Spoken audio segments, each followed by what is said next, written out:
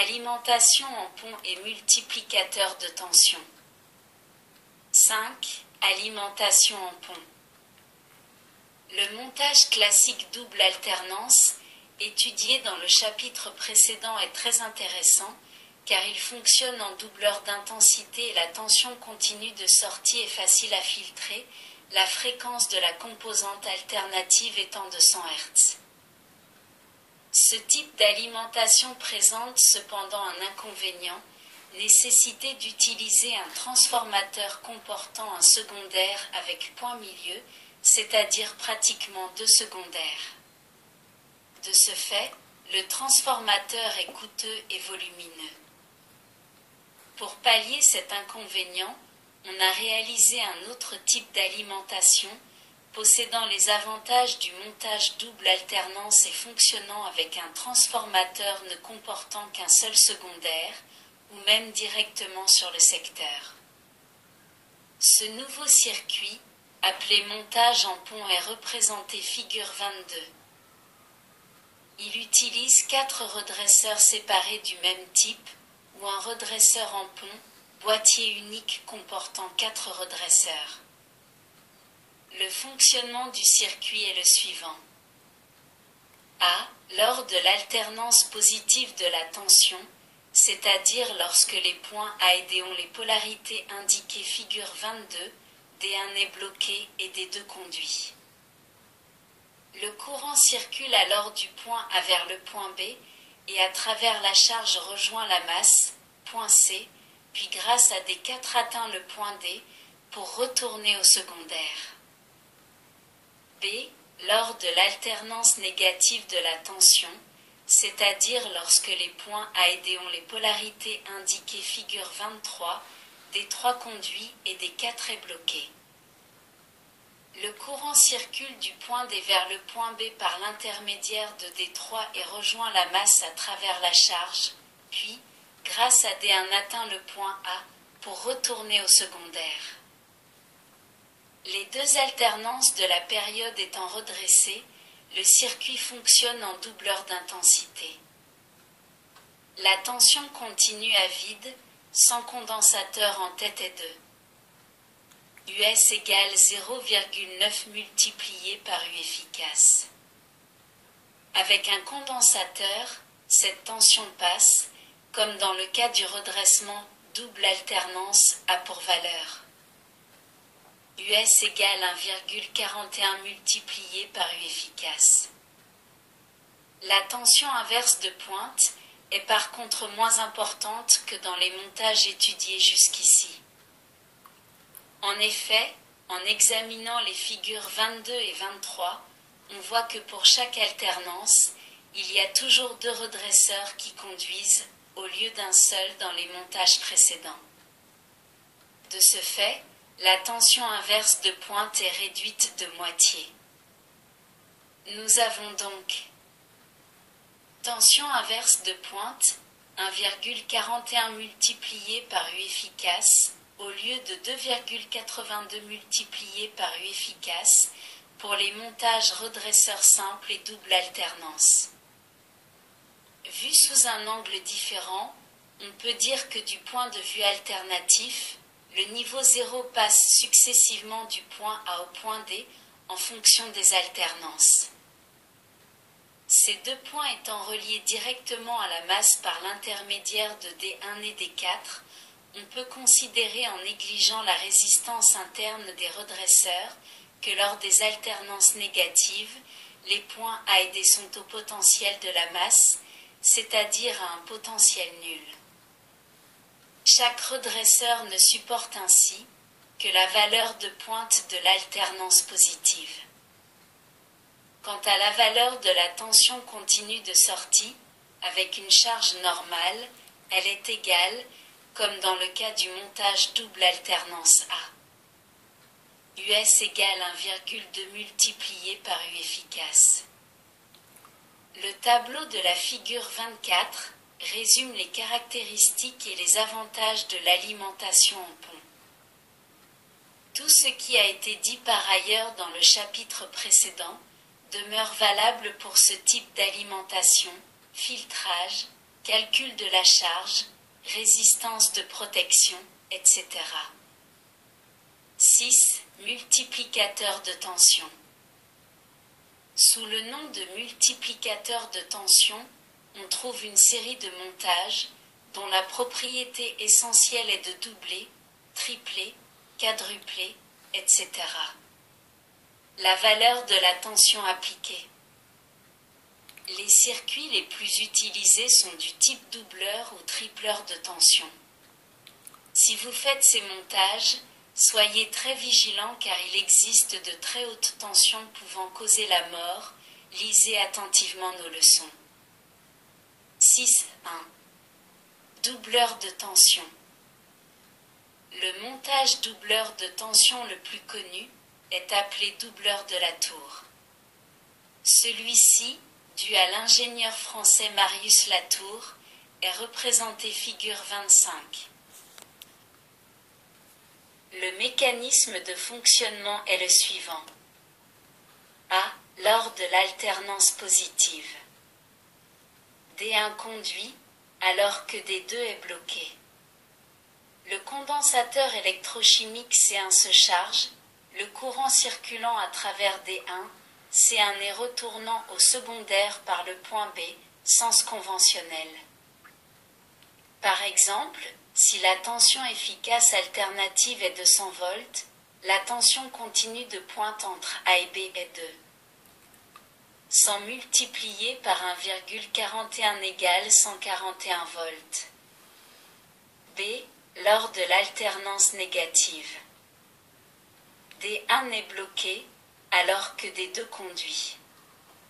Le condensateur électrochimique C2 se charge, le courant circulant du point B vers C2 et retournant au secondaire par l'intermédiaire de D2, sens conventionnel. La tension continue de pointe entre B et C est alors de 100 multiplié par 1,41 égale 141 volts. Les condensateurs C1 et C2 étant reliés en série, la tension continue entre A et C est de 141 plus 141 égale 282 volts, à vide. Les composants C1 et C2 se comportent donc comme deux générateurs de tension continue en série, voire figure 26. Bien entendu, l'effet de doublage ne se produit en présence d'une charge entre A et C que si les condensateurs C1 et C2 ont une valeur capacitive suffisante. La valeur exacte est liée à la constante de temps du circuit d'utilisation. Pour une tension alternative de 50 Hz et pour des débits normaux en électronique, de l'ordre de 50 à 400 mA, cette valeur est généralement de 100 microfarad. Le débit maximum demandé à l'alimentation ne doit pas être supérieur au courant maximum, pouvant être fourni par un seul redresseur. Il convient de remarquer que dans ce montage, C1 et C2 assurent le doublage de la tension et remplissent le rôle de condensateur d'entrée de filtre, tension de ronflement égale 100 Hz. Chacun de ces condensateurs n'a cependant à supporter que la moitié de la valeur maximum de la tension de sortie, 1,41 multiplié par U efficace. Le tableau de la figure 27 résume les caractéristiques et les avantages du montage doubleur de tension. Il faut encore ajouter que le montage doubleur de tension peut être utilisé directement sur le secteur, sans l'intermédiaire d'un transformateur. D'autre part, on peut disposer en sortie de deux valeurs de tension continue. 1 entre A et B, US égale 1,2 multiplié par U efficace. 2 entre A et C, US égale 2,4 multiplié par U efficace.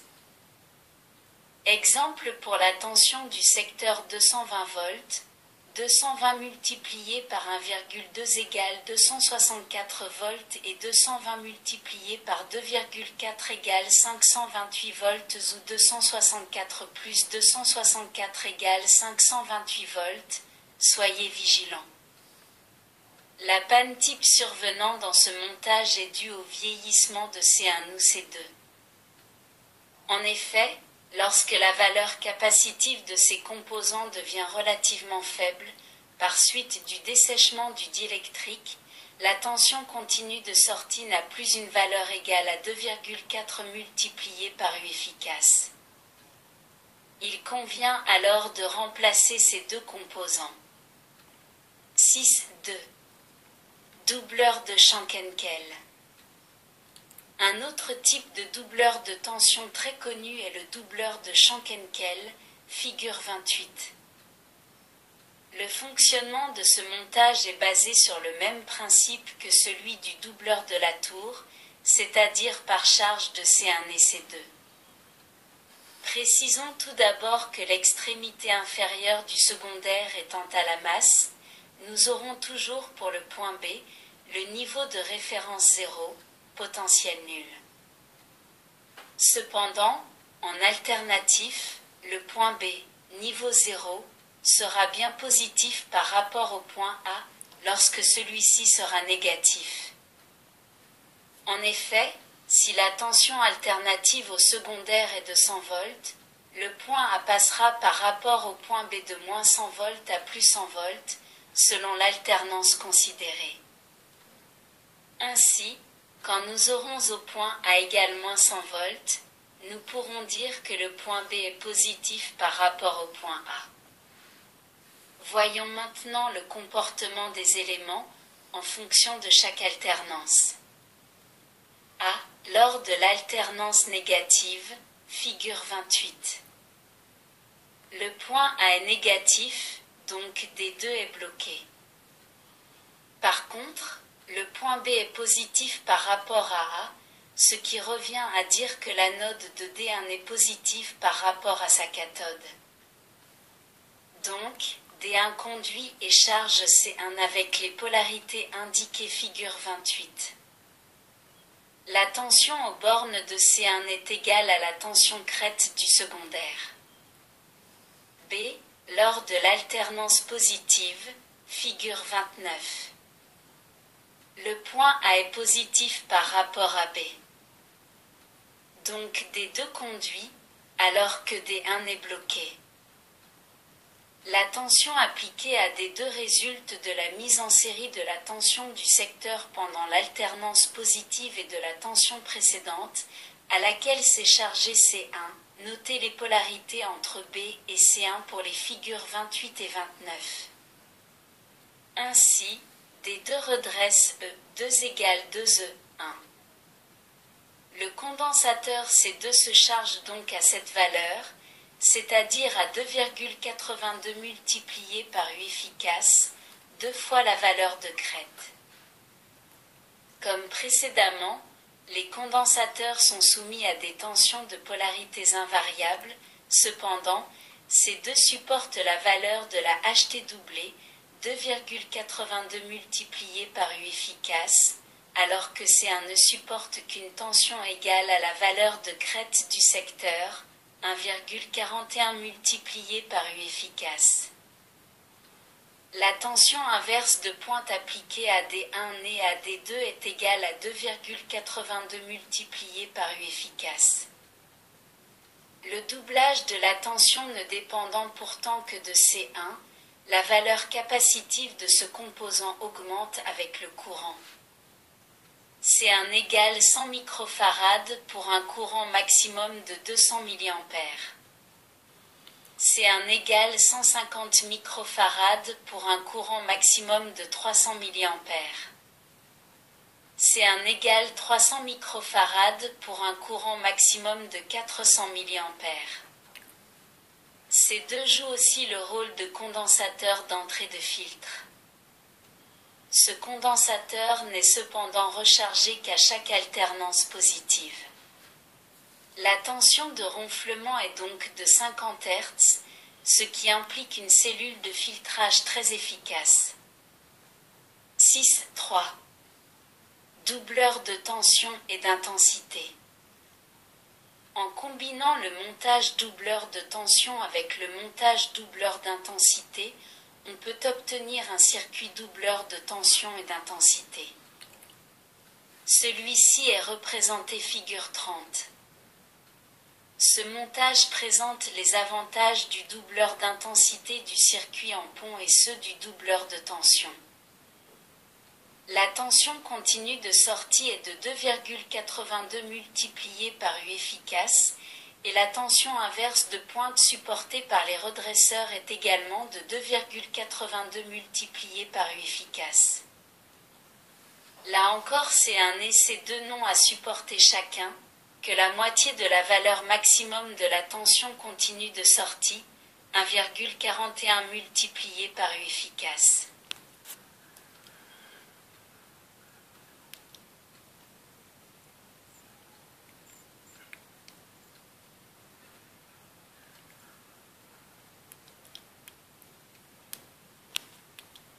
Merci de votre écoute.